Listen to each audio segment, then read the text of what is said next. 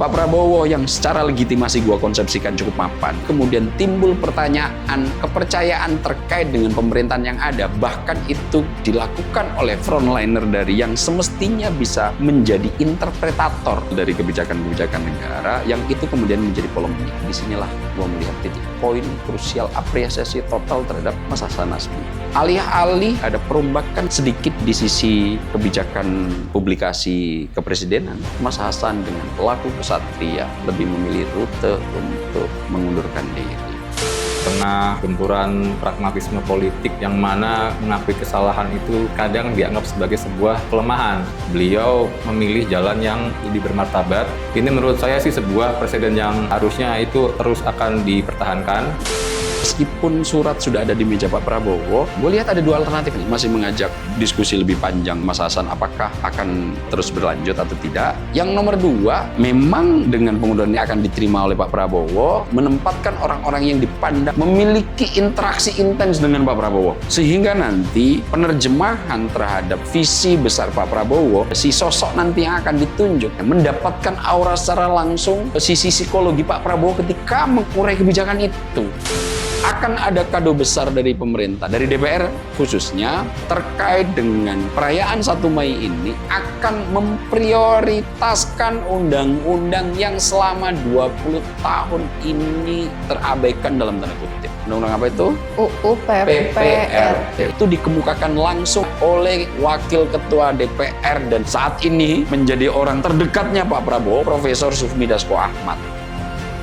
Berdasarkan data Kemenko PMK tahun 2023, 32% dari 44 juta anak menderita anemia. Terkait dengan sasaran utama makan bergizi gratis. 41% dari 44 juta anak tidak sarapan sebelum berangkat ke sekolah. Padahal anak yang asupan makanannya oke. Fokus menyerap pelajaran. Iya, pertanyaan serius. Pernah nggak publik mendengar penjelasan yang ternyata situasi yang melingkupi kita itu tidak baik-baik saja? Dari 130 hari ini gue baca banyak betul program-program yang sebetulnya secara strategis sudah dilakukan oleh Prabowo Subianto.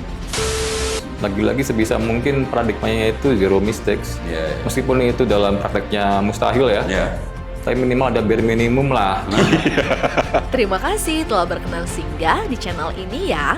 Jangan lupa tekan tombol subscribe dan nyalakan lonceng notifikasinya. Selamat menyimak.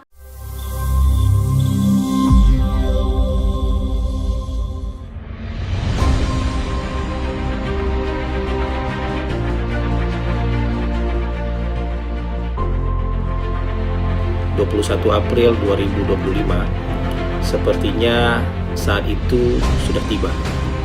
Surat pengunduran diri saya tanda tangani dan saya kirimkan kepada Presiden melalui 2 orang sahabat baik saya, Menteri Sekretaris Negara dan Sekretaris Kabinet.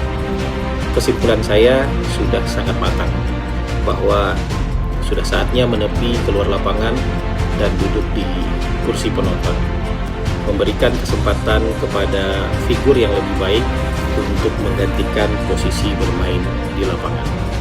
Jadi ini bukan keputusan yang tiba-tiba dan bukan keputusan yang emosional. Assalamualaikum warahmatullahi wabarakatuh. Halo sahabat sekalian, salam sehat, salam bahagia, salam mutik. Ayo kita ngulik politik. Oh yeah. Ya baik sahabat sekalian, bicara mengenai politik itu cukup dinamis ya gitu. Bahkan kalau sahabat ngutik sekalian tuh sempat menonton video ngutik kita yang sebelumnya gitu, kita sudah bahas mengenai komunikasi publik yang kaitannya dengan PCO. Bahkan kita juga sempat mention mengenai isu reshuffle karena juga ada disebabkan atau munculnya isu tersebut juga menurut kita begitu ya, menurut Ngutik adalah karena penunjukan jubir yaitu Mensesnek Prasetyo Hadi yang kemudian memantik keingintahuan saya untuk diulik begitu. beberapa hari yang lalu muncul topik mengenai Hasan Nasbi yang mengundurkan diri sebagai Kepala Kantor Komunikasi Kepresidenan. Nah, untuk mengulik isu tersebut atau topik tersebut begitu sudah hadir juga di sini teman diskusi saya yaitu Mas Aab dan juga Mas Icang. Halo Mas Aab dan Mas Icang. Halo, Neng Tia. Aduh, kompak lagi nih ya. Oke. Ya, mengenai topik atau kemunculan isu Hasan Nasbi mundur sebagai Kepala Kantor Komunikasi Kepresidenan, begitu ya Mas. Beliau mengatakan gitu ya, merilis sebuah video bahkan begitu dengan sangat niat, begitu dengan sangat dengan sangat percaya diri, mengatakan bahwa ada yang kemudian kalimatnya itu cukup cukup menarik perhatian saya. Beliau bilang ini bukan tiba-tiba dan juga bukan keputusan yang emosional. Nah, menurut Mas Icang tadi sempat di-spill sedikit bahwa itu merupakan langkah kesatria dari Hasan Nasbi. Nah, boleh nih Mas Icang langsung diulik aja nih gimana menurut tanggapan Mas Icang mengenai kemunduran Hasan Nasbi. Iya, yang pertama sih saya cukup menarik untuk menyoroti cara beliau dalam menyampaikan pengunduran dirinya ya lewat video. Cukup unik sih menurut saya itu ya, dengan tenang, sangat terukur ya, tanpa ada kata-kata yang dramatis gitu ya. Beliau menyatakan untuk mundur dari ketua PCO. Saya bayangkan mungkin ini juga salah satu tindak lanjut kehati-hatian dalam merespons dari kritikan dari publik ya. Kenapa mungkin beliau tidak langsung preskon gitu Mas ya? Takutnya nanti ya salah ngomong lagi gitu kan mungkin kan. Dan ini kan sudah sebenarnya terjadi tanggal berapa? 21 April ya? Iya. Yang mana kalau hari ini berarti udah seminggu lebih. Ya gue bayangin ini ya sebuah langkah yang sudah terkontemplasi sebelumnya. Dan ini juga mengafirmasi dari apa yang kita bahas sebelumnya bahwa memang dari Pak Prabowo sendiri itu mengakui kesalahan dan ada kekeliruan di situ, dan di sini Mas Hasan Nasbi itu menempuh jalan kesatria bahwa memang kalau ada hal yang tidak mampu beliau kelarin lagi itu akan menyatakan untuk tidak sanggup lagi dan memilih untuk mundur. Jadi ini sebenarnya sudah sesuai dengan apa yang kita bahas kemarin, dan saya pribadi sih ya mengapresiasi lah langkah yang diambil oleh Mas Hasan ini. Begitu, Neng Tia. Oke, jadi ini kalau dari dari perspektifnya Mas Icang begitu jalan keluar yang bermartabat ya Mas? Ya, saya ngelihatnya sih seperti itu ya, bahwa di tengah gempuran pragmatisme politik ya, yang mana mengakui kesalahan itu kadang dianggap sebagai sebuah kelemahan. Ya kan? Dianggap mungkin tidak tahan banting dalam mengarungi politik. Beliau memilih jalan yang lebih bermartabat, sebuah exit plan yang sangat bermartabat. Dan ini kan sebenarnya presiden yang baik sekali. Jangan lupa, Neng Tia, Mas Aab, ini adalah bukan yang pertama kali di pemerintahan Pak Prabowo ya. Terhitung sudah ketiga kalinya ya. Kalau yang pertama kemarin sudah sempat kita singgung ada Gus Miftah sebagai utusan khusus Presiden bidang keagamaan, kemudian ada Kemendikti. Ya, Pak Satrio Brojo meskipun mungkin nggak terlalu santer, itu kan sebenarnya bukan dipecat, beliau itu sudah mengundurkan diri sehari sebelumnya kalau nggak salah. Ini menurut saya sih sebuah presiden yang harusnya itu terus akan dipertahankan. Bahwa dalam politik itu power itu bukan segalanya, ada limit-limitnya juga, begitu. Oke. Nah, kalau di video yang sebelumnya begitu Mas ya, kita kan sempat membahas mengenai gimana sih nasib PCO gitu kan, apalagi pada saat yang kemarin itu kita membahasnya karena ada jubir baru dan juga ada PCO gitu. Nah, kalau sekarang nih PCO sudah nggak punya lagi kepala, begitu kan, kepalanya sudah mundur. Nah, gimana nih tanggapannya? Apa kabar PCO nih gitu, Saab, gimana? Ya, dengan mundurnya Mas Hasan ini kan kondisi PCO menjadi pertanyaan serius bagi banyak kalangan ya. Tapi sebelum gue bahas itu, Neng, ya, gue akan cukup menambahkan apa yang telah dikemukakan oleh Mas Icang. Di mana lo tadi kan memberikan apresiasi penuh terhadap Mas Hasan ya. Dalam konteks Mas Hasan, meskipun caranya sangat unik ketika mengundurkan diri, kita sudah tahu bahwa surat pengunduran diri itu sudah ditandatangani tanggal 21 baru dirilis kemarin. Itu artinya ada jeda kan di situ. Dan dititipkan oleh sahabat terbaiknya menurut pengakuan Mas Hasan lewat Sekap Mas Teddy dan juga Mensesnek Mas Pras, disampaikan kepada Pak Prabowo, dan saat ini surat pengunduran diri itu sudah ada di tangan Pak Prabowo. Nah, follow up apakah Pak Prabowo menerima atau nanti mencoba melakukan sedikit reshuffle seperti yang telah kita diskusikan dan kita prediksi sebelumnya di video yang kemarin. Mungkin ini sedang menjadi kalkulasi penting bagi Pak Prabowo dalam konteks kritik lo kemarin tuh, Cang, untuk memperbaiki sisi komunikasi publik dari pemerintah. Namun sebelum jauh menganalisis terkait itu, gue malah lebih dulu ingin lebih memberikan apresiasi terhadap sikap Mas Hasan. Kenapa gue berikan sikap apresiasi total terhadap apa yang telah dilakukan Mas Hasan? Meskipun presiden ini sudah ada sebelumnya, sudah ada 3 nih di pemerintahan Pak Prabowo yang kemudian memberikan sikap gentle, kesatria kalau bahasa lo itu, Cang, untuk ketika situasi yang melingkupi sudah sepertinya akan cukup mengganggu ritme dan harmonisasi pemerintahan, akhirnya langkah mundur dipilih sebagai langkah kesatria. Nah, terkait itu sebetulnya langkah kesatria, kalau dalam konteks apresiasi gue, Neng ya, Cang ya, terkait dengan apa yang telah dilakukan Mas Hasan, kalau dalam filosofi Jawa itu ada loh. Apa tuh, Mas? Disebut sebagai laku kesatria. Jadi dalam filosofi Jawa itu ada sebuah falsafah yang dimana kadang-kadang ini dipakai untuk menjelaskan dinamika relasi sosial itu cukup tepat, dan sikap-sikap tertentu yang diambil bahkan oleh negarawan atau oleh penguasa itu juga cukup memadai untuk bisa menjadi salah satu literasi yang dijadikan rujukan untuk sebagai alat bedah gitu. Nah, dalam filosofi Jawa itu laku kesatria itu dilatar belakangi total oleh adanya kemampuan untuk memahami, kalau dalam bahasa Jawa itu tanggap ing sasmito. Apa artinya? Waspada betul dengan realitas sekeliling yang sedang melingkupi. Nah, implikasi tanggap ing sasmito ini akan memunculkan rute penyikapan eling itu selalu ingat lan waspodo dan selalu waspada dengan situasi apapun yang akan melingkupi. Nah, kondisi yang semacam ini itu ujungnya itu dia akan lebih sadar diri.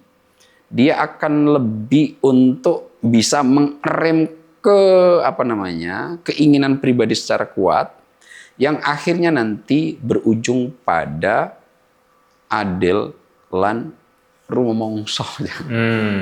Jadi filsafah ini kalau gue tempatkan dalam konteks Mas Hasan yang mengundurkan diri setelah ada polemik, karena di sisi Pak Prabowo itu kan pemerintah dalam konteks sains politik gitu, di dalam ilmu politik itu akan menjadi sangat kuat ketika didukung oleh 2 hal.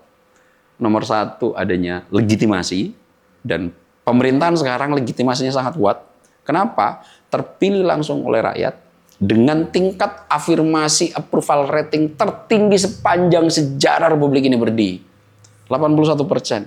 Bahkan tingkat kepercayaan masyarakat terhadap kabinet Pak Prabowo ini ada di angka 90% lebih. Legitimasinya kuat sekali. Akan tetapi legitimasi ini tidak cukup untuk membuat pemerintahan sebuah eksekutif yang stabil.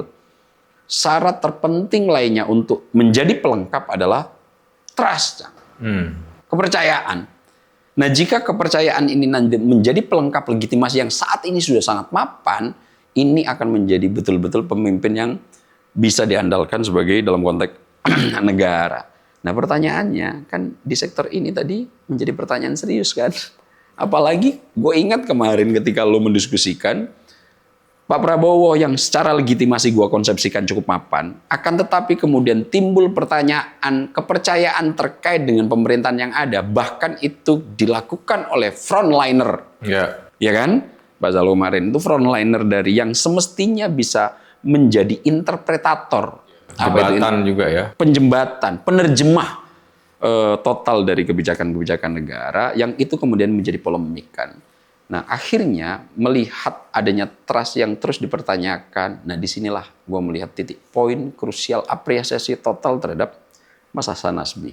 Alih-alih menunggu seperti yang kita diskusikan, Cang, bahwa nanti akan ada reposisi, ada perombakan sedikit di sisi kebijakan publikasi kepresidenan, Mas Hasan dengan laku kesatria lebih memilih daripada terus bertahan dalam posisi pertanyaan dari berbagai kalangan, lebih memilih rute untuk mengundurkan diri.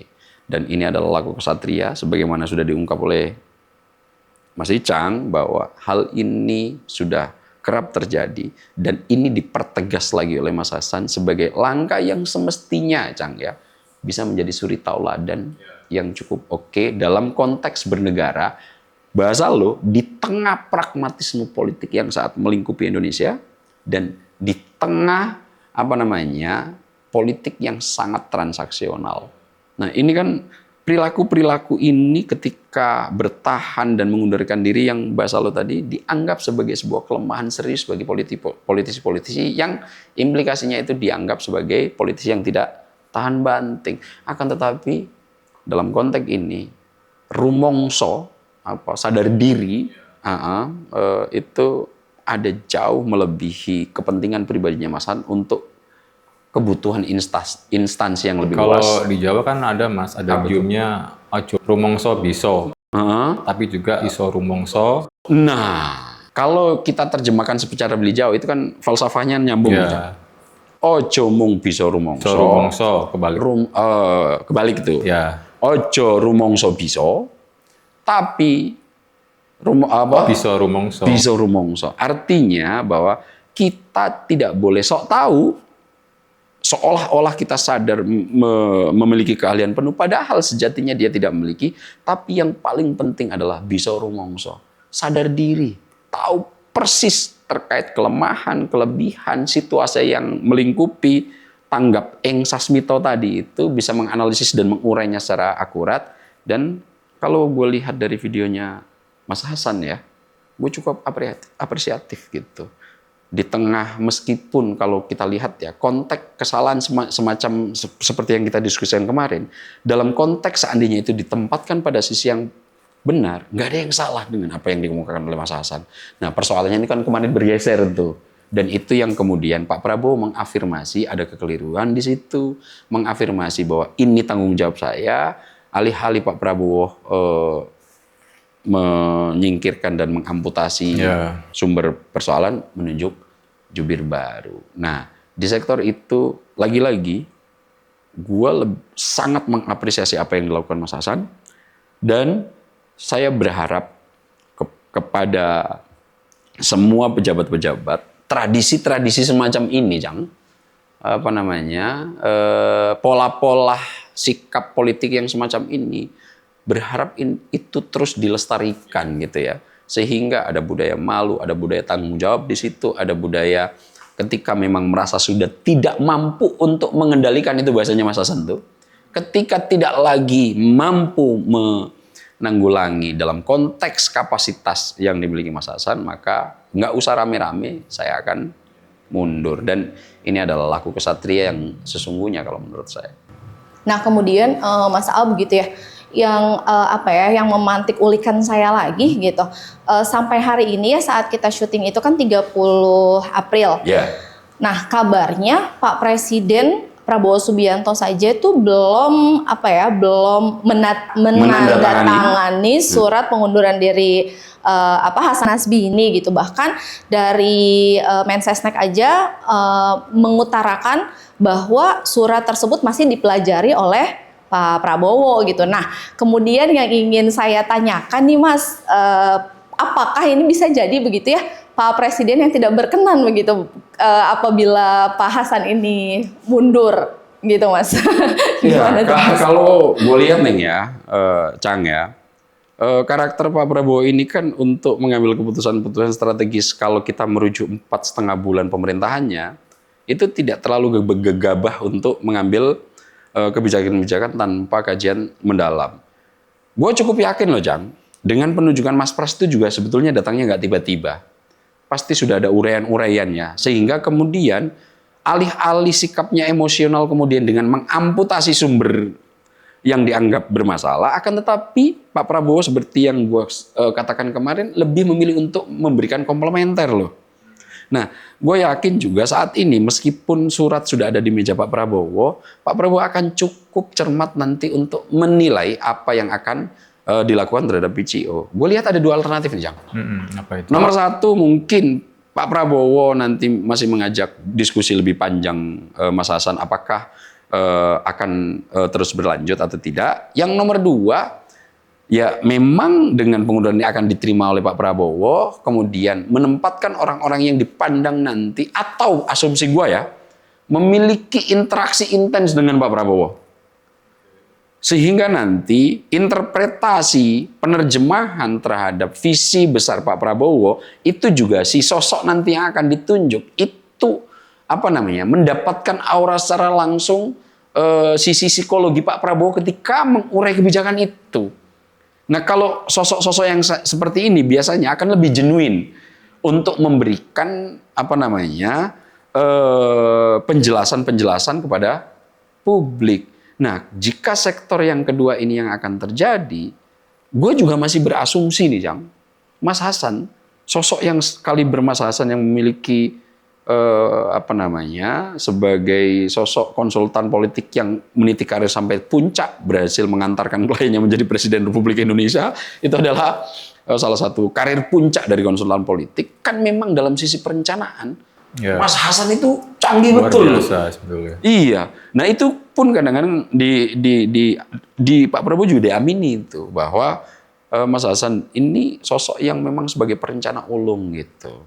Nah, bedanya kadang-kadang ketika ini menarasikan ke publik itu kan dua hal yang sangat berbeda ya. Ya, dua hal yang sangat berbeda. Nah, asumsi gua, Cang, kok sepertinya Pak Prabowo masih akan mengajak Mas Hasan, tapi gua nggak tahu nanti sisi mana, apakah tetap masih di sisi perencanaan PCO atau dan yang lain-lain, tidak akan dinihilkan total dari peran untuk membantu strategi pemerintah.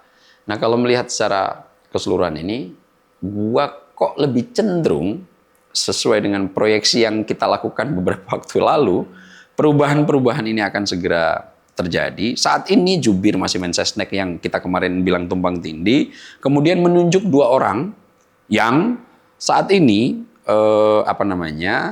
diminta oleh Mas Pras untuk membantu dalam sektor jubril.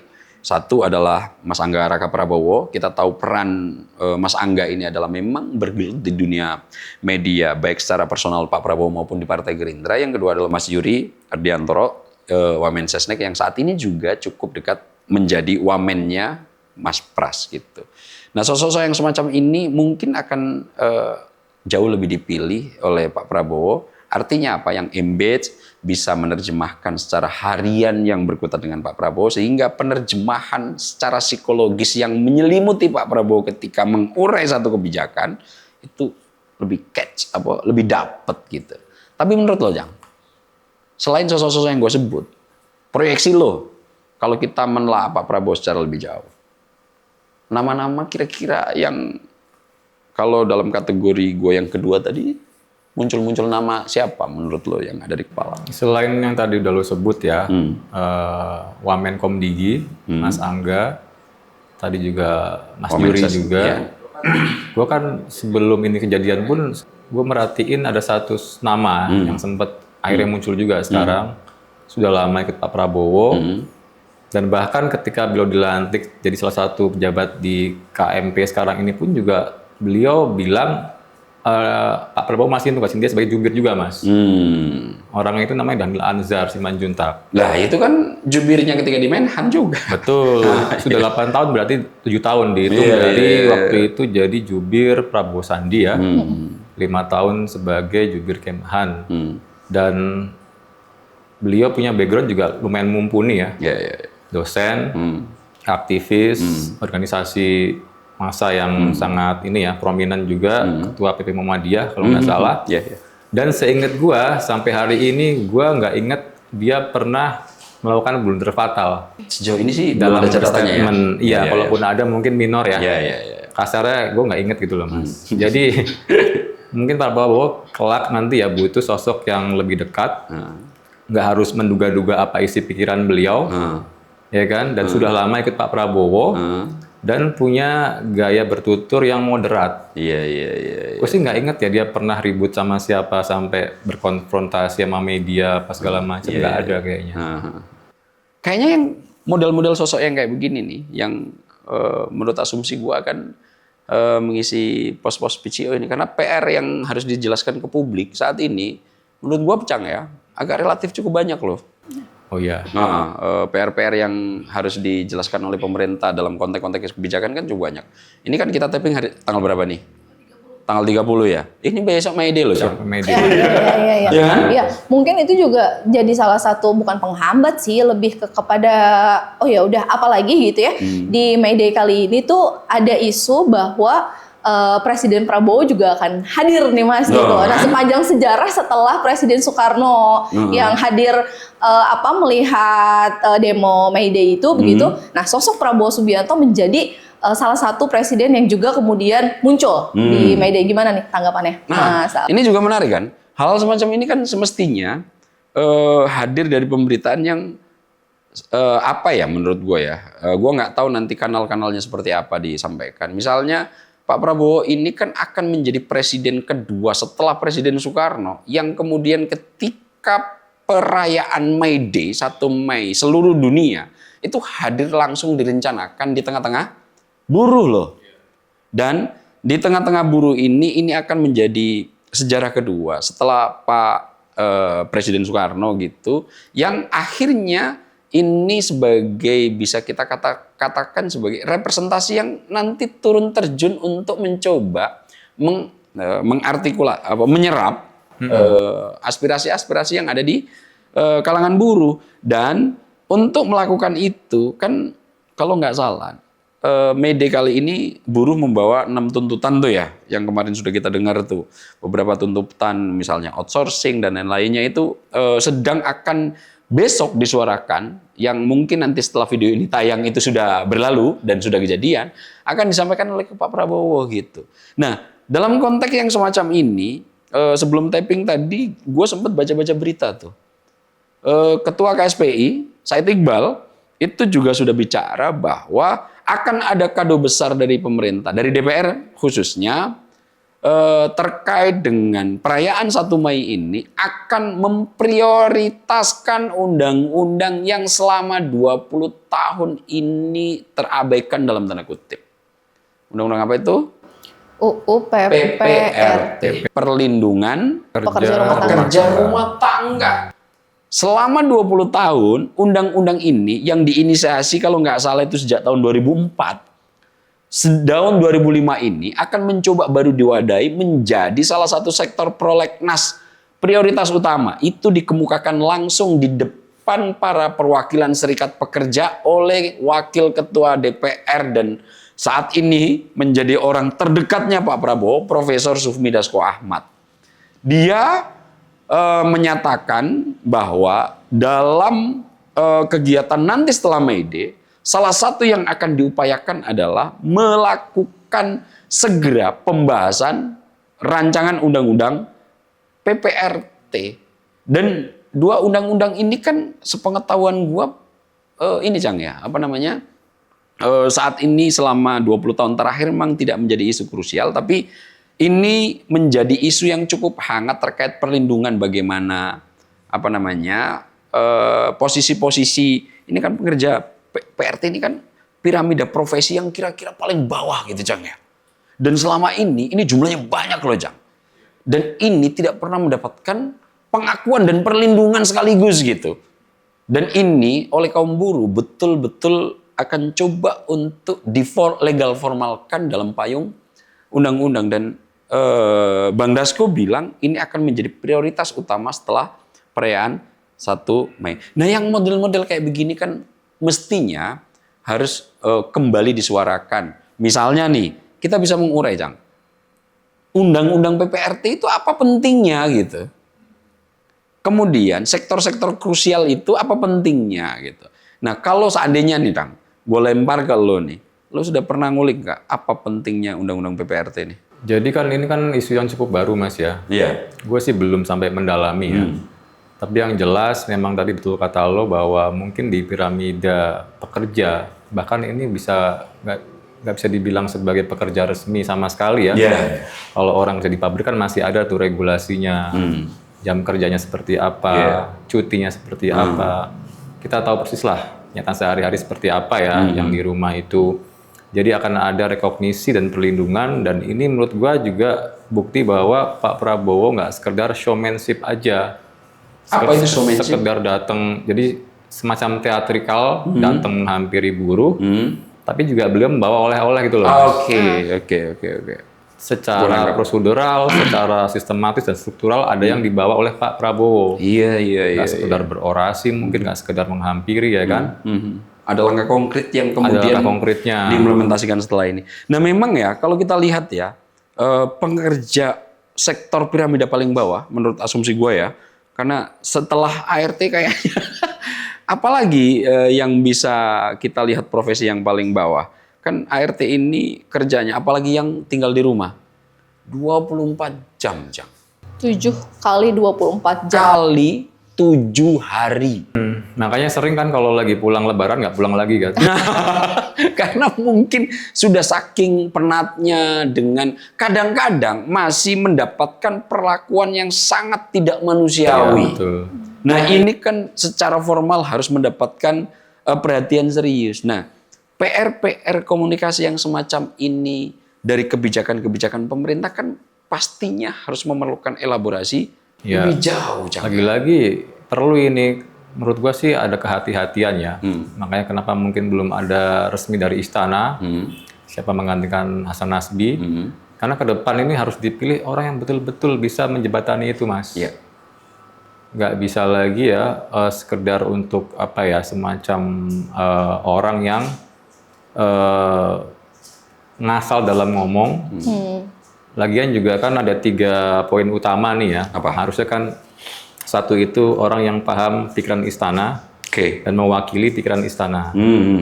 Yang kedua itu sebagai jembatan istana dengan media dan publik.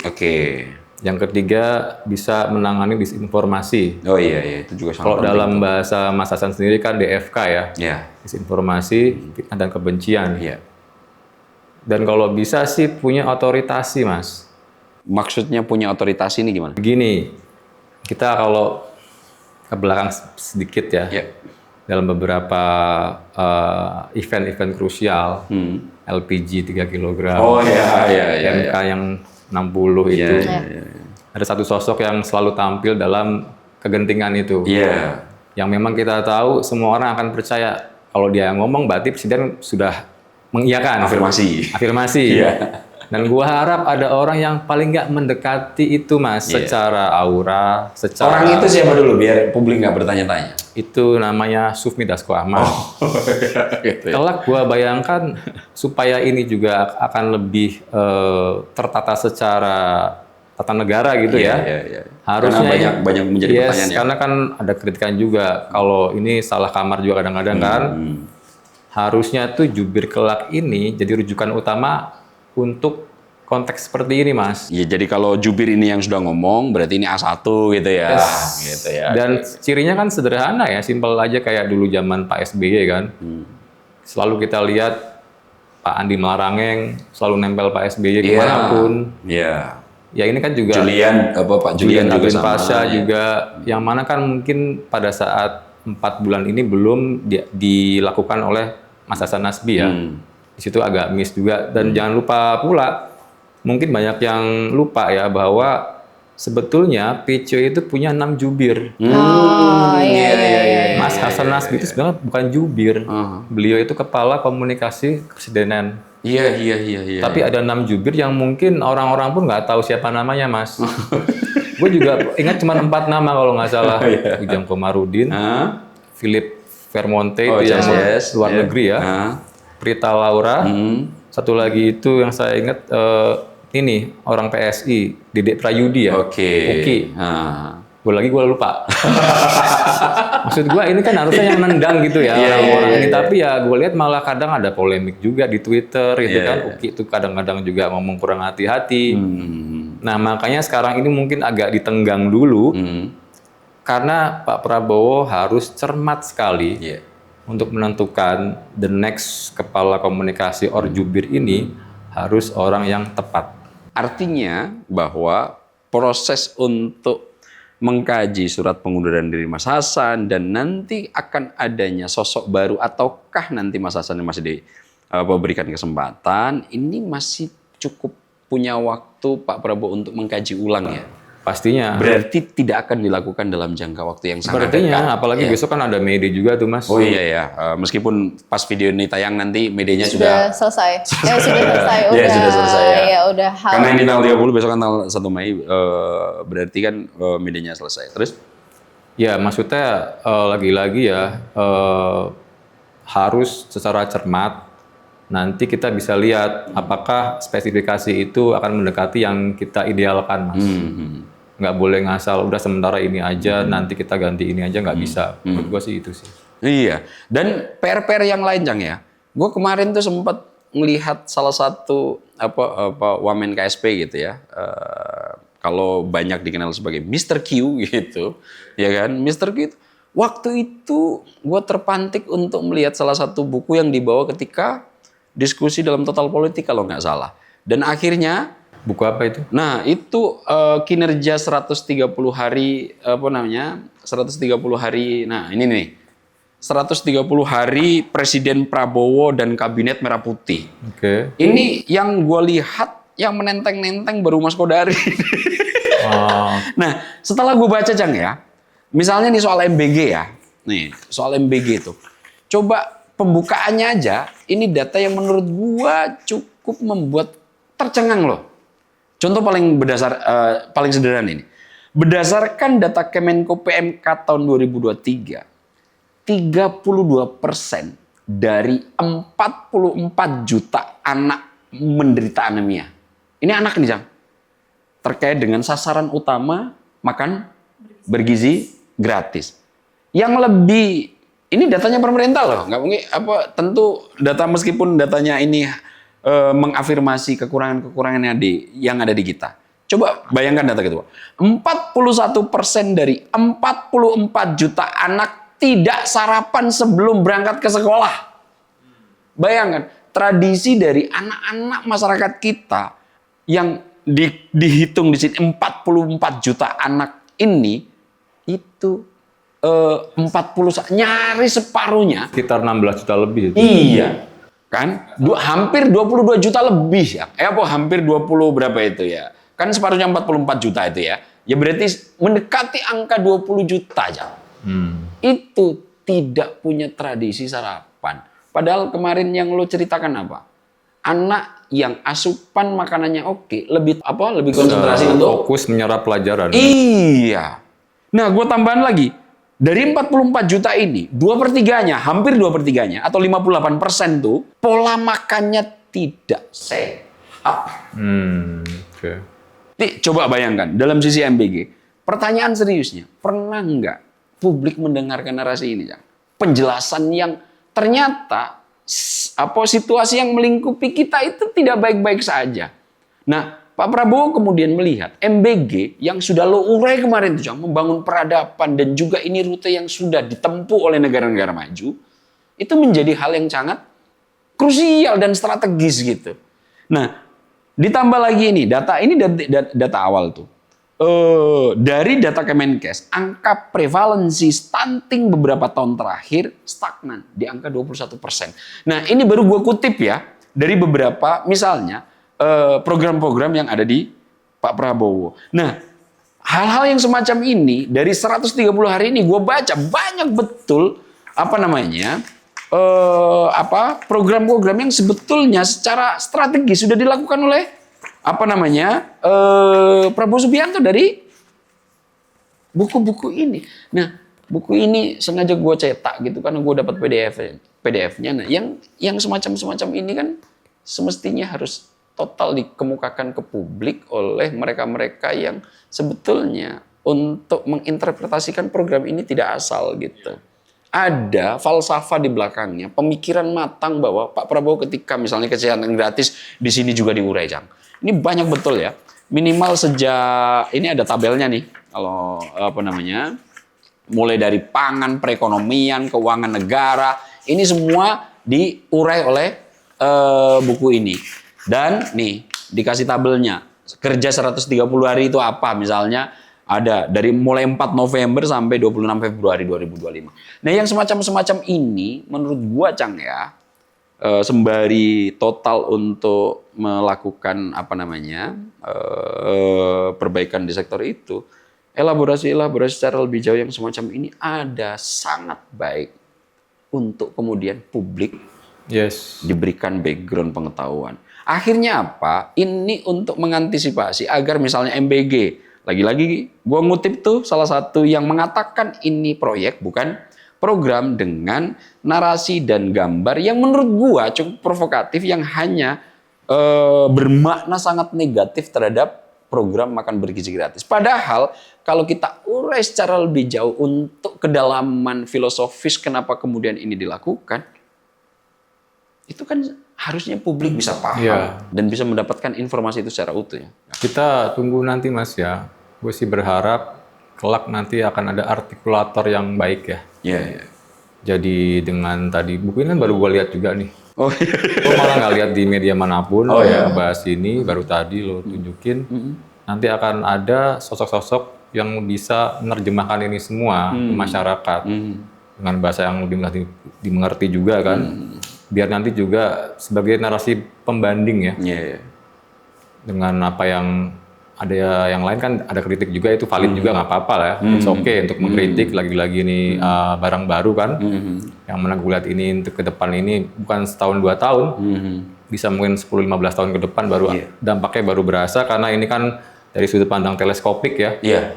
Kejauhan baru bisa, kalau sekarang mikroskop kan isinya bakteri semua Mas. Ya kan itu it's very dirty gitu kan. It's okay lah sembari bergulir nanti.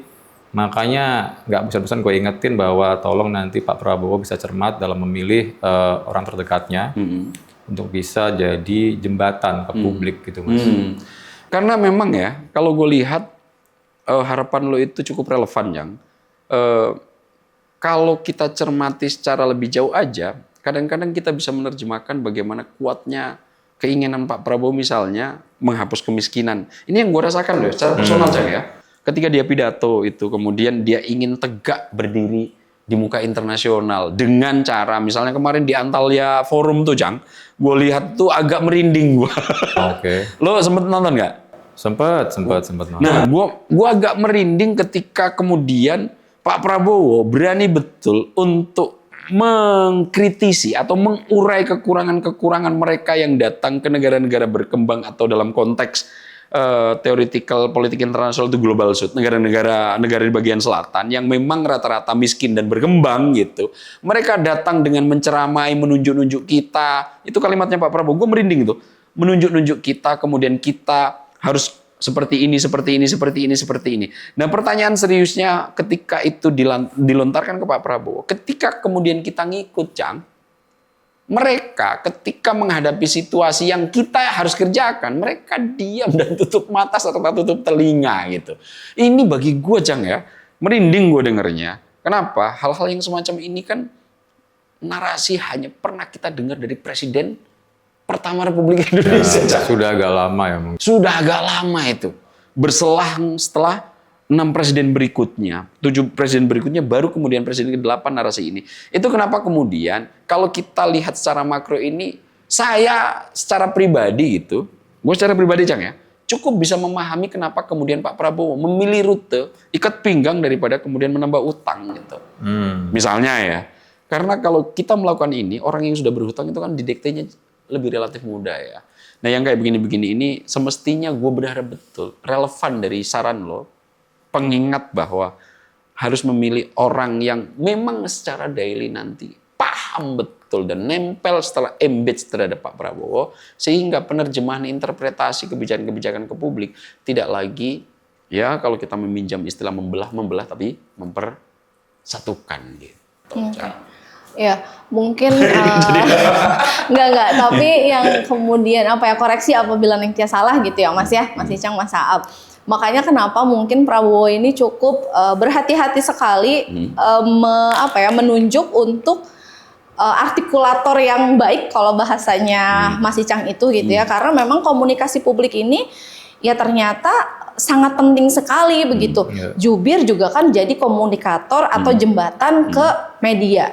Nah, media ke publik gitu. Kalau yang sering kita sempat beberapa kali mention itu kan bahwa Mas Al bilang dari program kemudian diganti proyek aja gitu. Itu udah jadi bias maknanya. Sangat peyoratif, iya kan gitu. Makanya kemudian juga sampai saat ini Prabowo juga belum menandatangani surat pengunduran dirinya Hasan Hasbi juga ya mungkin karena itu kehati-hatian sikap beliau terhadap menentukan siapa yang kemudian cocok untuk menjadi komunikator publik gitu di belakangnya dia. Dan tadi sosoknya juga kan kalau misalnya dari dari yang Nengtia kutip lagi gitu ya dari Mas Icang juga ini ada the next hook person ini ya harus semumpuni Sufmi Dasko Ahmad. Paling nggak mendekati lah. Secara auranya otoritatif juga. Kayak gini lah, ini contoh paling simple ya dalam recently ini.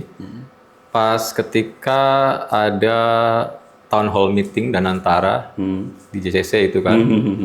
Itu kan ketika ada sesi pengarahan BUMN, para awak media kan dipersilakan untuk keluar dulu.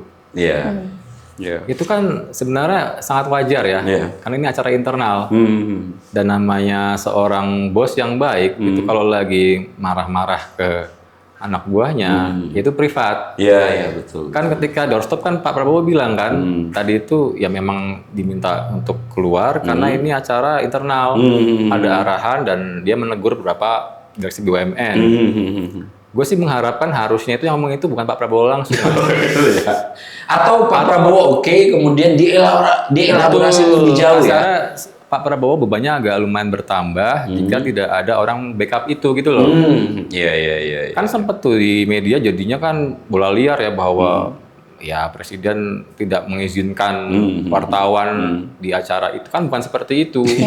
Orang kan baca judul doang Mas ya. Nggak isi berita gitu loh.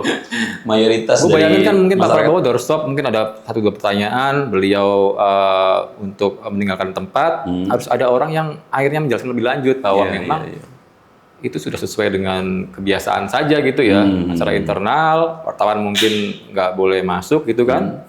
Jangan sampai malah jadi seolah-olah anti dengan media. Iya, dan nanti kan kalau seandainya seperti kata lo Jang ya, gue membayangkan ketika Pak Prabowo harus menegur 1-2 direksi yang mungkin menurut kinerja nanti tidak begitu dianggap perform gitu kan. Kemudian ada media di dalamnya kan nanti juga sesuatu hal yang sangat negatif Tidak bagi elok lah ya. tokoh. Iya, tidak etis lah kalau kita pakai budaya kita secara ketimuran. Bahwa kemudian menegur orang depan publik, kalau itu sudah tidak sangat terpaksa, kayaknya bukan gaya Pak Prabowo itu untuk kemudian melakukan itu depan publik. Bahkan lagi-lagi kalau kita merujuk karena konteks kita itu adalah komunikasi publik, ketika dipandang keliru aja Pak Prabowo masih cukup kesatria, ini kesalahan saya. Terkait dengan selip lidah yang terjadi yang kemudian implikasinya kita diskusikan sekarang ini. Pak Prabowo masih mengatakan selip lidah, tapi ini salah ya? Ini salah saya, ini tanggung jawab saya. Nah, hal-hal yang semacam ini kan semestinya perlu untuk dielaborasi untuk menjawab. Oh, ini kok ketidakterbukaan informasi publik, kemudian ini menutup rapat-rapat, tiba-tiba nanti banyak frame yang kadang-kadang ini yang gue kritisi nih, Cang, dari beberapa media ya. Dan mungkin ini tidak populer karena media itu dalam menarasikan sesuatu idealnya kan memang dia harus ada di sisi publik. Menjadi advokasi publik. Kalau dalam 9 elemen jurnalisme itu beberapa diantaranya media menjadi penyedia informasi ke publik dan menjadi advokasi publik dan berada di sisi penguasa. Itu iya. Namun dalam beberapa pendekatan yang lain, media ini juga kadang-kadang tidak steril murni dari kepentingan tertentu dalam memingkai dan lain-lainnya. Dan kalau gue menukil Jang ya, kalimat-kalimat narasi yang seperti ini dipakai oleh media biasanya itu sangat dipengaruhi oleh adanya agenda setting yang terselubung gitu. Jadi jangan pernah menganggap sebelum gue menjelaskan ini, dunia itu kadangkala tidak bisa kita lepaskan meskipun tidak secara dikotomis, itu selalu ada dua sisi gitu Jang. Atau pedang bermata ganda. Bisa gores ke atas ataupun bisa gores ke bawah nih. Nah, begitupun media sebetulnya, dia akan punya dua sisi yang cukup jika kita hanya fokus pada satu titik, itu nanti nggak akan cukup balance ya. Nah, terkait itu kadang-kadang media juga bisa dimanfaatkan oleh kelompok-kelompok tertentu untuk melakukan agenda setting secara terselubung. Dan bahkan nih Cang ya, jika agenda setting ini dilakukan dengan cukup semut, itu tanpa sadar bisa memanipulasi persepsi publik terhadap realitas sebenarnya. Jadi alih-alih bisa membuktikan dan membedah realitas sesuai dengan yang ada, dia akan memilih yang biasa dipakai untuk manipulasi adalah framing bias. Framing bias dalam konteks jurnalisme itu yang kayak begini nih. Kadang-kadang nih, gue menceritakan bahwa si A itu jahat betul. Kemudian diceritakan ternyata lo Neng itu dekat sama si A ini. Dan lo punya hubungan erat sama si A ini. Akhirnya ketika gue cerita yang semacam ini, lo itu punya terkait. Jadi gue cerita dulu tentang buruknya ini. Tapi ini nama Neng Tia terseret di dalamnya nih. Kira-kira persepsi yang tercipta apa Cang? Ya, ikut. Neng Tia menjadi salah satu bagian dari pola kejahatan. Padahal fakta sesungguhnya mungkin dia cuma sahabat dekatnya aja. Mungkin dia cuma pernah komunikasi dalam satu meja. Karena framing bias yang semacam ini, kondisinya persepsi publik bisa dimanipulasi dengan guilt association. Mengasosiasikannya dengan sesuatu konteks yang tidak. Hanya mengutip kalimat misalnya begini nih. Ini menyeret nama si A. Ini mencuat dan dikonfirmasi dia dekat. Nah, konteks-konteks yang semacam ini sebetulnya kadang-kadang dalam satu sisi untuk media yang punya agenda setting terselubung ini, dalam konteks kalau gue tidak boleh memakai kata jahat tapi terselubung gitu ya, ini kadang-kadang banyak dimanfaatkan gitu. Nah, pola-pola semacam ini, komunikasi sebagai penguasa, gue tidak menyarankan untuk mengcounter itu, tapi minimal pemahaman terhadap framing-framing semacam ini tuh bisa dikasih narasi pembanding. Dijelaskan apa adanya, Jang. Misalnya tadi MBG, ini proyek atau karena untuk mengatasi kebutuhan 44 juta. Separuh lebih diantaranya nggak pernah sarapan, Jang. Dan mereka berangkat ke sekolah. Di saat yang bersamaan, penelitian saintifik menunjukkan orang itu kalau secara nutrisi terpenuhi melihat makanan, konsentrasi belajarnya juga meningkat gitu. Nah, yang kayak begini ini kan semestinya harus didudukkan dalam posisi yang sama oleh media kan, Jang? Yeah. Tapi kadang-kadang kita nggak mendapatkan itu loh. Yeah. Nah, yang kayak begini-begini ini menurut lo, Jang, menurut lo nih, dari apa yang ini atau menurut lo, Neng, gua melihat ada ketidakadilan dalam persepsi frame atau agenda setting yang kadang-kadang dimunculkan oleh media tertentu hanya melihat satu sisi. Bahkan kadang-kadang nih pakai yang kemarin kita diskusikan dalam majas itu sinekdok. Hanya bercerita kecil menjadi representasi general gitu. Dan ini kadang-kadang jika ditelan dan dikunyah oleh masyarakat publik tanpa ada narasi pembanding, kita nggak boleh nyalain publik nih. Ini akan menjadi informasi yang sangat menyesatkan. Nah, menurut lo gimana? Ya, jadi kan kalau gue pribadi sih ngebaginya ke dua jenis, Mas ya. Apa itu? Satu itu kalau kita ngebahas hard facts atau fakta keras, itu lebih mudah ya untuk disangkal atau disanggah. Karena bisa diamati secara panca indera kan ya. Misalkan kita bilang hari ini tuh hari Rabu, itu hard facts, Mas.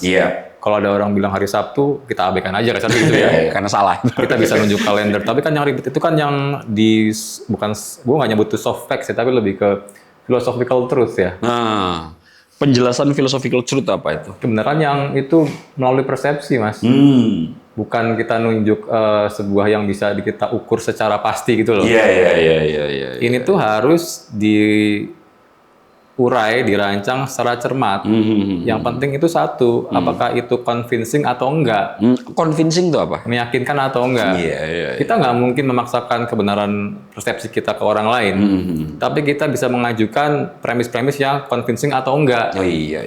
Menurut gua nanti orang-orang yang ada di PCO atau apapun itu harus bisa mengurai ini dengan lebih cermat. Iya. Kalau hard facts lagi-lagi itu mudah untuk disangkal. Ini nggak terlibat, nggak ada di sini segala macam. Tapi kalau kita ngomong soal program yang kadang mungkin belum juga bergulir udah di amputasi dulu, itu harus pakai narasi yang meyakinkan dan bisa jadi pembanding secara rasional gitu loh Mas. Nah kalau melihat ini semuanya ya, lo ada yang mau mengulik rasa penasaran lo lagi? Enggak sih, kalau Neng Tia emang setuju sama Mas Saab dan juga sama Mas Icang bahwa ya media misalnya ada pemberitaan apa harus dielaborasi dengan data dan fakta yang benar gitu, biar nanti si publik nerimanya juga nggak setengah. Jadi beneran di frame atau dibuatnya dengan terstruktur dan jelas. Ya buktinya aja kayak misalnya tadi Mas Saab memunculkan data-data itu, sepertinya kita belum pernah mendengar meskipun juga kita juga harus akui media kan juga sebagai pilar demokrasi juga, alat kontrol juga dan juga sebagai alat akuntabilitas juga ya. Nggak boleh kita abaikan seluruhnya juga. Lagi-lagi namanya pihak itu kan nggak ada yang di area vakum ya, beroperasinya Mas ya. Betul, setuju. Dan itu yang gue lihat tadi, bahwa media juga punya dua sisi tajam gitu, Cang. Nah, sisi tajam ini semestinya nggak hanya satu yang fungsional tanpa sisi yang lain itu kemudian juga dianalisis gitu, Cang. Nah, ini yang kadang-kadang membuat kita agak cukup tersesat informasi ya. Gue pakai istilah itu aja. Tersesat informasi terhadap realitas sesungguhnya gitu. Jadi kita digiring untuk mempersepsikan terhadap bukan realitas sesungguhnya, tapi kemudian persepsi yang diciptakan yang itu sebetulnya kadang-kadang jauh dari gambaran realitas yang sesungguhnya. Nah, yang begini-begini ini kan semestinya sudah mulai menjadi bahan kajian strategis, dan sebetulnya kalau gue lihat kayak begini-begini ini sebetulnya sarananya sudah ada loh, Cang. Ini kalau nggak salah yang bikin tuh KSP dan beberapa lembaga kementerian di 130 hari Presiden Pak Prabowo. Tapi setelah gue baca, kok ini kadang-kadang belum terurai secara penuh ya. Belum ada kanal-kanal yang dimanfaatkan oleh mereka-mereka untuk menginformasikan total apa-apa yang seperti gue nukil dari cuma satu bagian itu. Padahal ini isinya cukup padat, Jang. Isinya cukup padat. Falsafah di belakang kebijakan, perilaku dan lain-lainnya ada semua di sini gitu ya. Nah, kembali kalau kita ke sektor ini, gue sih secara pribadi cukup bahagia dengan adanya kejadian ini, karena kita tahu sekarang kualitas-kualitas di Pak Prabowo ternyata misalnya secara kenegarawan dikelilingi oleh orang-orang semacam ini.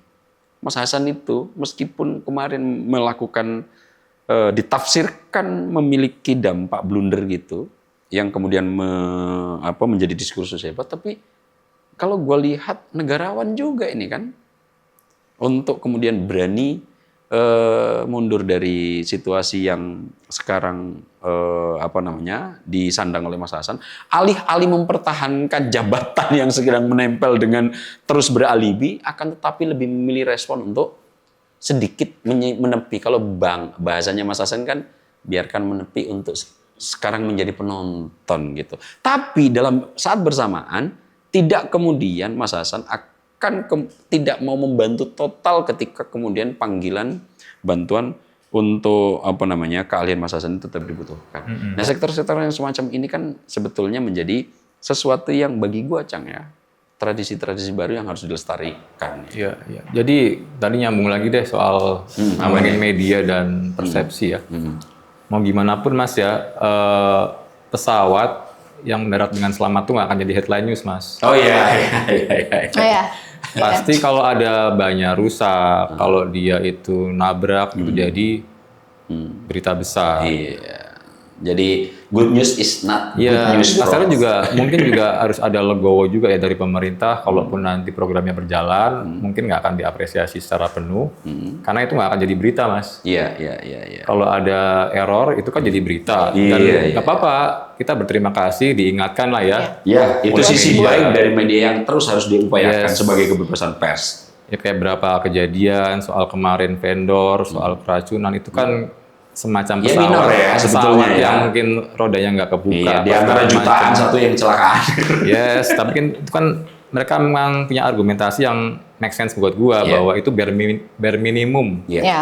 Harusnya itu threshold ke bawah, no mistakes, no zero mistakes. Dan Lagi-lagi lagi zero ini- toleran gitu. Yes, itu juga terkait juga nanti ke juru bicara berikutnya. Harusnya sih juga sama, Mas. Zero mistakes juga kalau Iya. bisa ya. Iya. Ya. Tapi terakhir dari gua nih, apa tadi? Enggak sih, kalau nextnya mungkin ya beruntungnya begitu ya.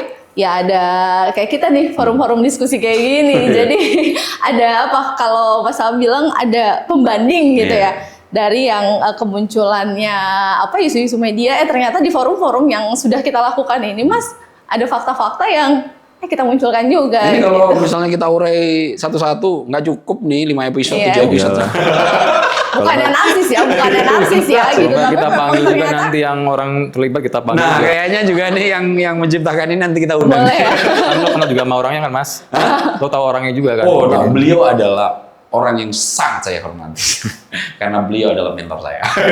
Siap. Siap.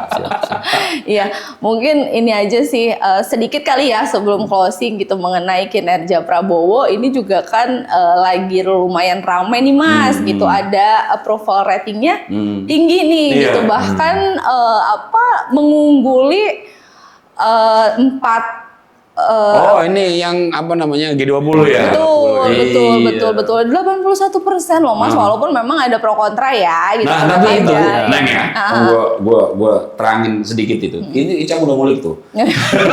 Jadi tadi offline sempat diskusi sama gue terkait ini, selain apa yang sudah kita diskusikan ya. Bahwa saat ini ada narasi terkait bahwa Pak Prabowo yang dikeluarkan oleh Reuters April itu yang kita baca Jang ya. Kemudian ada publikasi yang kalau nggak salah itu dikeluarkan pertama oleh World in Map ya. Dalam bentuk grafis visual gitu, di mana Prabowo Subianto adalah presiden dengan tingkat approval rating tertinggi di antara negara-negara presiden-presiden di negara-negara G20. Di atas India, di atas Meksiko, di atas Argentina, di atas Amerika. Nah, dan beberapa negara yang lain. Tingkat approval rating 81%. Nah, ini kan banyak pertanyaan nih, Jang. Iya. Oh, gua telusuri di Twitter tuh. Ini emang Reuters yang mengeluarkan survei gitu. Apakah publikasinya dilakukan atau ini bentuk kompilasi? Kompilasi itu Mas, Nah, sebenarnya Reuters itu tidak mengkompilasi approval rating leaders G20. Jadi si akun tadi itu siapa namanya? World in Map, itu merujuk data-data kompilasi dari Reuters juga. Karena pas gua cek Reuters itu merujuknya ke Kompas Mas betulnya. Jadi angka itu most likely ya itu angka dari Kompas per Januari. Cuma publikasinya itu di April gitu. Iya, tapi di situ juga diulas sedikit ya bahwa Prabowo dianggap berhasil di 2 sektor, Mas. Apa itu? Ini dalam bahasa Inggris dia bilang satu itu food security, Oke. kedua itu military modernization. Oke. Jadi dalam ketahanan pangan dan modernisasi dalam bidang militer. Yang mana tuh ya cukup beralasan sih buat gua pribadi ya. Salah satunya kan yang cukup unggul ya.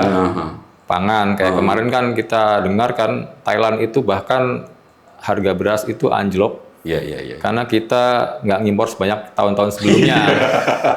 Kalau dulu kan emang hampir 100% Jang ya. Ya terus juga di ketika Pak Prabowo jadi Kemhan sampai sekarang pun gue lihat juga satu anggarannya juga besar. Kedua juga banyak deal-deal dengan negara-negara seperti Perancis, Turki dalam alutsista kita, organisasi itu kelihatan Mas. Iya. Dan gue ingat juga tuh, food estate kan awal-awal di kritik keras tuh ya. Tapi ketika Pak Amran turun tangan untuk nanam di sektor-sektor yang dianggap tidak produktif itu berhasil, itu udah nggak pernah diungkap lagi tuh. Ya itu gue juga ngelihat lah, mungkin kalau di sektor ini mungkin masih ada harapan ya, karena penanggung jawabnya itu orang yang cukup mumpuni di situ. Meskipun lagi-lagi ya kita juga nggak bisa mengabaikan beberapa kritik ya. Misalkan harus hati-hati nanti dalam lahannya di Merauke, Mas. Jangan sampai bermasalah dengan kaum adatnya ya kan. Harus cermat dalam ya. Ya ini persoalan sepele tapi harus mendapatkan perhatian yang sangat krusial ya. Untuk yang lo ucapkan itu, bahwa ini mungkin bagian kecil yang dianggap sepele tapi kadang-kadang itu menjadi variabel terpenting untuk berlaku tajamnya sebuah kebijakan untuk bisa holistik dan cukup berhasil. Ya harus. Lagi-lagi sebisa mungkin paradigmanya itu zero mistakes. Meskipun itu dalam prakteknya mustahil ya. Tapi minimal ada bare minimum lah. Jangan sampai ya kan habis semuanya. Nah terakhir Jang, ini kan kita diskusi kemana-mana nih ya. Kalau konklusi lo, kan kita tadi ada kemungkinan reshuffle. Sepertinya dengan kayak begini, kan reshuffle kalau kita anggap kita telah ada dari mananya kan cuma perombakan ya. Nah saat ini Mas Hasan sudah definitif mengajukan surat pengunduran. Artinya pasti akan ada perombakan dong, yang awalnya ada. Meskipun tidak dipaksakan, tapi kerelaan hati dari Mas Hasan untuk meminimalisasi kemelut dan diskursus publik yang tajam ini lebih jauh. Nah, konklusi lo yang dari semua mungkin ada kalimat yang lo ingin sampaikan sebelum acara ini usai apa, Cak? Ya lagi-lagi ya bahwa ternyata dalam politik itu masih ada orang yang memilih virtue, Mas. Apa itu? Virtue itu semacam value tapi lebih dasar lagi ya. Nilai yang mendasar yang harus diambil orang dengan penuh keberanian. Ini kan kita nggak sering lihat seperti ini ya. Bahwa untuk di konteks politik kita ya. Ya betul. Kita nggak sering lihat ini, bahkan ya dari dulu kan sudah ada tuh Mas. Kalau nggak salah lo pernah nyebut juga Aristoteles ya. Apa namanya Mas? Virtue etik Aristotelian. Namanya apa? Nah, arete. Betul. Itu adalah kebajikan. Jadi sebagai tahap akhir diskusi ya kita ya, bahwa gue juga cukup bahagia Cang hadirnya sosok-sosok yang memiliki rujukan kebajikan sebagai rute akhir di tengah pragmatisme politik yang sangat transaksional semacam Indonesia. Pilihannya adalah tidak kemudian rela dipandang lemah karena mengundurkan diri, akan tetapi itu sebagai rute yang sudah kita bahas tadi dalam konteks falsafah Jawa, ini adalah sebagai pengikat harmoni pribadi jauh lebih tidak penting dibandingkan institusi secara lebih menyeluruh gitu. Nah, tradisi-tradisi yang semacam ini lama hilang di kita, lama betul terendap.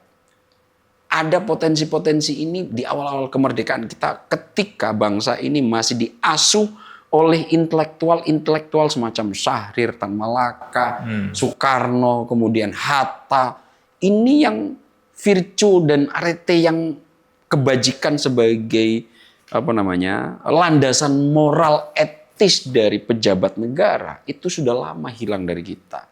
Nah, ini gue cukup berbahagia muncul lagi di saat-saat seperti yang di era Pak Prabowo ini. Nah, gue sangat berharap nih Neng, ini akan menjadi tradisi baru bahwa mengundurkan diri itu adalah sebuah hal yang sangat laku kesatria dalam falsafah Jawa. Ini akan menjadi tahiyat dalam konteks agama Islam gitu, bahwa ini akan menjadi tradisi yang cukup apik dan pragmatisme transaksional akan mudah-mudahan dengan laku kesatria semacam ini sedikit demi sedikit bisa terkikis sehingga substansi demokrasi yang kita bayangkan sesuai dengan mungkin ada penyesuaian dalam konteks Indonesia itu tetap antara kepentingan stabilitas dan demokrasi substansial memang kadang-kadang cenderung gaduh. Ini bisa dipadu-padankan. Dan ini juga nyangkut lagi tadi yang lo bilang kan, legitimasi dan trust itu kan. Iya. Apa kabar misalkan Gus Miftah sampai sekarang menjabat? Iya. Nggak ada yang percaya. Nggak bisa ngebayangin gua, Cak. Ada yang legitimate. Toh juga sekarang orang nggak ngebahas dia lagi mas gitu. Betul, karena saat itu cukup kesatria Gus Miftah melakukan itu. Apa kabar seandainya Mendik Satrio ya, Mendik Saintek. Nah itu ketika kemudian tidak memilih jalur mundur, tentu mungkin Pak Prabowo untuk melakukan visi besar. Jadi beban juga mas. Betul, kerikilnya akan jauh lebih besar. Mana tahu kita didengar oleh yang lain juga nih sekarang. Nah, Ya who knows, ada yang dengar, kita halu dikit nggak apa-apa lah ya, Iya. dikit nggak apa-apa. Mungkin Tapi juga satu aja, gue cukup kaget lo hari ini nggak ngeritiknya. sekali-sekali lah. Oh gitu. Jadi tapi ada beberapa hal yang penting untuk kita cermati dari kejadian ini ya, Neng. Terkait dengan virtue yang dikatakan Icang tadi, gue cukup lagi-lagi bahagia, Cang. Mudah-mudahan ini jadi tradisi baru dalam Ya. pentas perpolitikan nasional yang dikenal sangat pragmatis dan Ya transaksional. mungkin kita belum bisa segera kayak Jepang, Korea yang ada kejadian hari ini besok langsung mundur. Mungkin bisa seperti itu ya mas ya. Nggak Tapi segitu. at least better late than never lah. Iya. Kan gitu ya. Ya. Dan ini adalah langkah maju menurut gue, Cang. Oke, Mas Saab dan Mas Icang, terima kasih banyak atas diskusinya yang kita temanya banyak banget ya hari ini ya, Ya. padat, banyak tapi padat gitu ya. Karena keterbatasan waktu juga, untuk itu kami bertiga nih, ada Mas Saab, saya dan juga Mas Icang pamit undur diri. Bagi sahabat ngutik sekalian, kalau mau ada tema-tema apa sih yang sekiranya nanti kita mau bahas, boleh langsung aja sematkan di kolom komentar. Kalau gitu, seperti biasa, ngutik punya tagline, Mas. Salam sehat, salam bahagia, salam ngutik. Kita sudah selesai ngulik politik. Oh yeah. Terima kasih sudah menonton video ini sampai akhir ya. Agar tidak tertinggal video-video kami selanjutnya, yuk jangan lupa tekan tombol subscribe dan nyalakan lonceng notifikasinya. Dan untuk berdiskusi, silahkan tulis pendapatmu di kolom komentar ya.